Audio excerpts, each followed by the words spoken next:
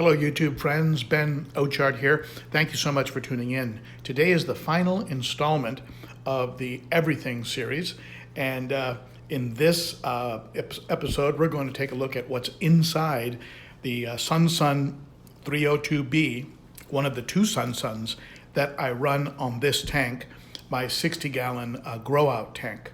So you can see under here I have two of these running on this tank, along with a dual bio wheel, one of those Marineland Emperor 400s. So whenever I work on a canister, first thing I do is I go ahead and I fill up two buckets, not really fill them up, about halfway to 2/3 the way up, with relatively clean tank water. And you'll see what I'm going to do with these in a second. So let's go ahead and crack open this canister. And these 302s are very easy to work with, and for some of us older fish keepers, they're easy to pick up and move around. Not like the FX6 where you need a hoist.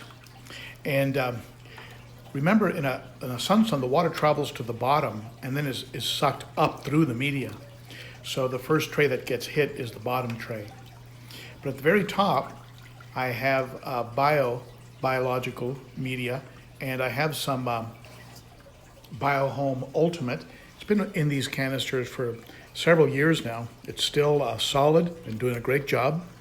There's also some of those bio balls with the sponges inside. I talk about them in some of my videos. Very inexpensive. They do a good job. That's the top tray. That's the tray that the water hits last before it goes to the tank. I give this tray a couple dips in clean water just to take some of the detritus off of the media. And then I go ahead and I store it in some clean tank water. And that way the beneficial bacteria has no chance really of dying out on me during the cleaning. In the middle tray, I have Marine Pure, and this is a Marine Pure Cermedia, C-E-R-M-E-D-I-A, Cermedia from Marine Pure. Very high quality, very porous, just a very good quality media with a lot of places for bacteria to grow. Again, I just store it in the clean tank water. The bottom tray, what the water hits first when returning to the tank, the first thing it runs into are going to be some sponges. After it's traveled through the sponges, it gets polished by some pinky. This pinky's in pretty good shape, but it hits the pinky before it gets to the biomedia. I want that water as clean as possible when it's traveling over the media.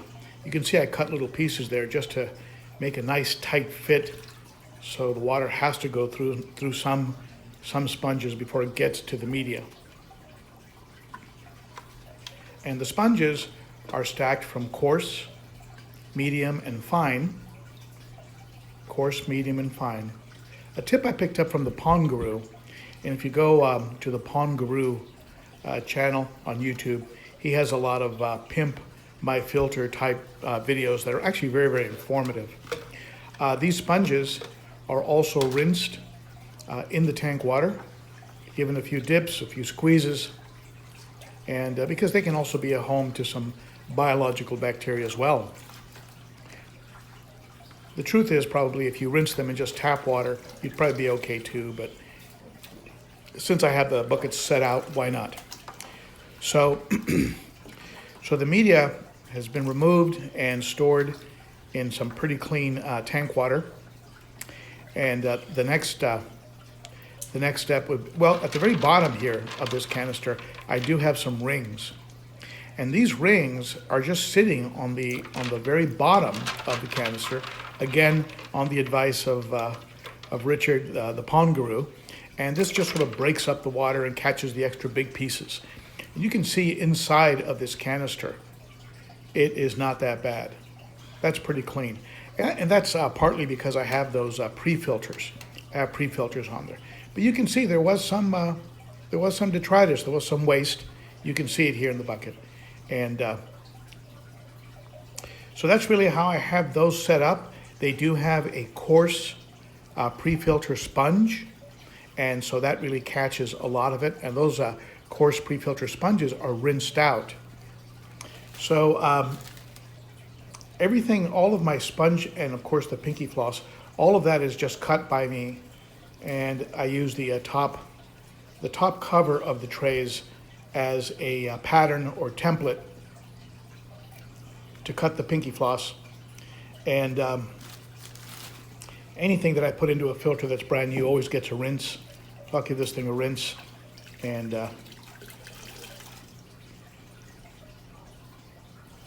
make sure there's nothing unusual on there. And I'll put it on the top and just tuck it around the edges so I have a nice tight seal all around. I do use sponges that are called egg crate because they do have more surface area when you figure in the indentions of the egg crate. And you know, I'm not sure. Could you tell a big difference with or without egg crates? I'm not. I haven't done a test, but just something I heard as advice. And it makes sense to me to just have more surface area to catch detritus. You make a small hole, just a small puncture, and then you can just work that opening, and so it's perfectly fit all around, tucked nice and tight, basically an aquarium diaper, and that bottom tray is nice and clean and ready to go back in. If you haven't done this, get a magic marker and mark a spot. You can see here I have a spot marked, and that just tells you exactly where that down tube, that tube that sucks the water down to the bottom of the canister, where you would put that tube. Makes it really easy when you're reassembling your canister. Next tray, again using that black marker to tell me where and how it should be positioned. And finally the top basket. Be sure that when you put media in your baskets, it's not stacked so high that it's going to make the basket on top of it fit improperly. This will cause noise, it'll cause a rattle in your canister. You'll think something's wrong with your canister when it's just that the baskets are not seated correctly. I really shake them around and push them down, make sure they're snapped into place and they're in as tight as they can be. I just really make sure that before putting that top cover in place. And again, I give it another little shake just to make sure everything is seated. I fill the canister with tank water, and again, I'm safeguarding the biological bacteria that's on that media. I take the tank water level up to the top of that top tray. If you get much higher than that or too close to the top, when you put the motor unit on the top, you're going to overflow. So just get the water level just above that top tray there, and you'll be good to go. So this canister is ready to be put back into action here. If everything is seated correctly, you can just push down on the motor unit, on the pump unit there, and the side flaps will just fall right into place. And then you simply fasten it down with the other two. So this canister is good to go. And that's what's inside my SunSun 302. And I hope you enjoyed that. And I hope you enjoyed the Everything series. This is the last episode. Be sure to comment, rate, and share, and all that good stuff. I do appreciate those of you who have watched this series and have participated in the comments below. The Convo Gang, as I like to call you. All right, so let's end off with a little look here at the tank. And again, thank you so much for stopping by. You know you are appreciated.